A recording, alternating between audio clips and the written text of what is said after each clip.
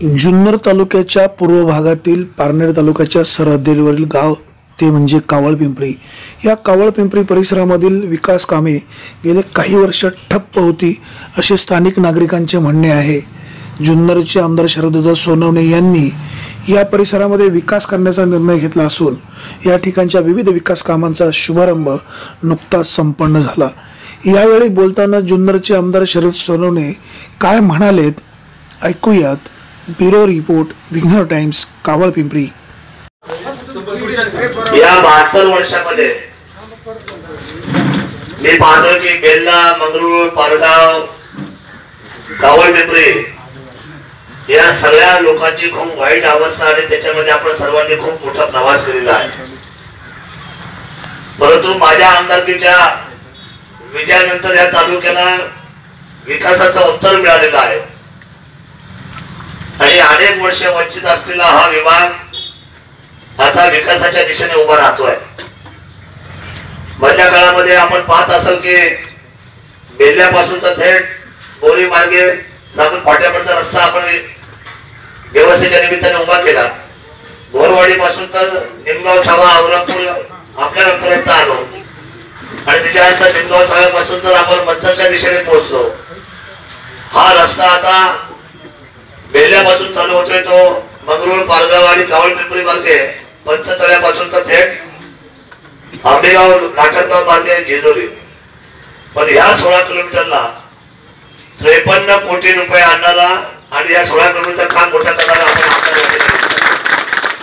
मी राज्याचे मुख्यमंत्री आदरणीय देवेंद्र फडणवीस साहेब आणि सन्माननीय चंद्रकांत दादा पाटील यांचे आभार व्यक्त करतो की त्यांनी सभागृहामध्ये जी आम्ही मांडणी केली आणि ज्या विचारांनी त्यांच्यासमोर रस्त्यांची भूमिका मांडली, सरळ रस्ते करा, मोठे रस्ते करा, ते चौपदरी करा आणि हा धोरणात्मक निर्णय शासनाने स्वीकारला।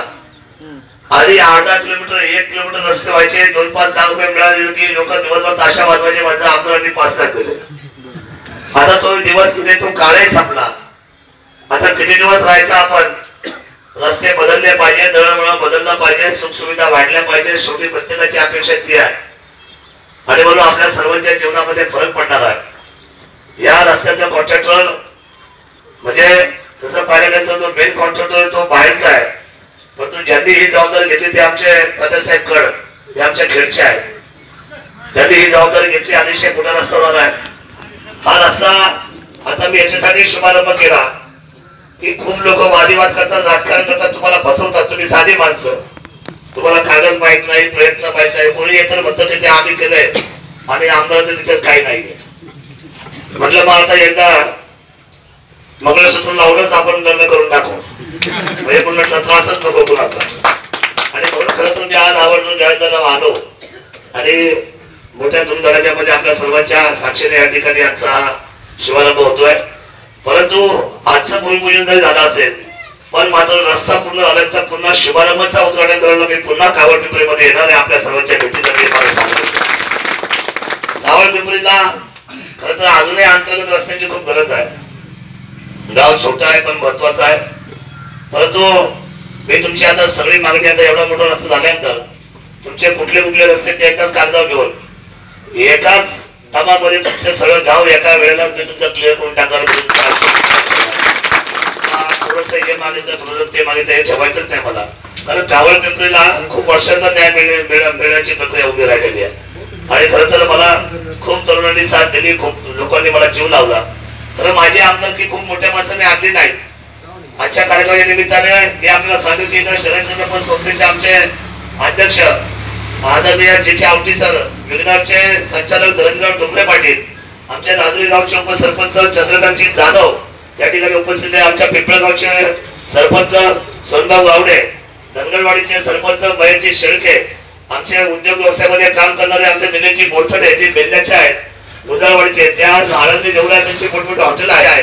हे जी सगळी तरुणाई जी आज फिरते आहे त्यांना विश्वास आलेला आहे की या तालुक्याचं राज्यापर्यंत नाव नेलेल्या माणसाचं नाव फक्त शरद सोनवणे आपला माणूस आहे, हा विश्वास। त्यामुळे माझ्या आमदारकीमध्ये मागच्या जी उंची मिळाली, जो विश्वास मिळाला, आज सगळे हैराण आहे। त्या दिवशी मुख्यमंत्री आले शिवनेरीच्या कार्यक्रमाला आणि खाली आले आणि एकच रस्ता अष्टविनायकाचा जो ओझर ओतूर लेण्याद्री हा सगळा रिंग रोड 76 किलोमीटरचा 76 किलोमीटरचा रोडला 280 कोटी रुपये आणलेला मी महाराष्ट्राचा पाहिला आणि म्हणजे एवढा मोठा विकास जुन्नरकडे आपण जर गेला तहसीलला जाताना तर जुन्नरच्या शहराचे शहर रस्त्यात आपण शहर सिमेंट कॉम्प्लेक्सचे केलेले पाहिजे का आपण जाऊन नाही जात जुन्नरला तर तुम्हाला काय आता इथून जुन्नर जायचं म्हणजे किती किलोमीटर अंतर असेल काय किती लावलं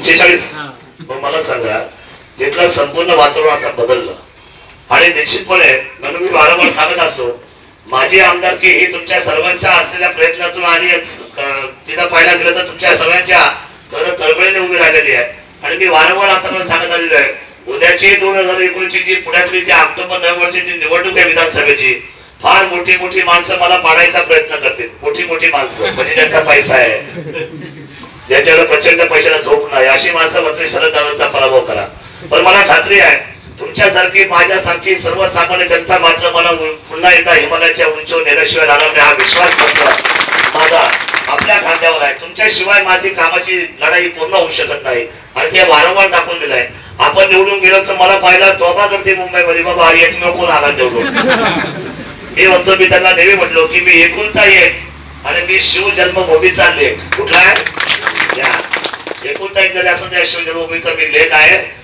आणि सर्वसामान्य जनतेचा विकास हा माझा ध्यास आहे आणि या तालुक्याची जबाबदारी माझ्या खांद्यावर आहे आपण निश्चितपणे या जबाबदारीला पुढे घेऊन चाललोय गावळ पिंपरीने जर आता शांततेने मी गेल्यानंतर बसा आणि मला उद्या सकाळी एखाद्या मुलाने येऊन आपलं काय काय राहिलंय म्हणजे रस्ता तो मोजून घ्या आता किलोमीटर मीटर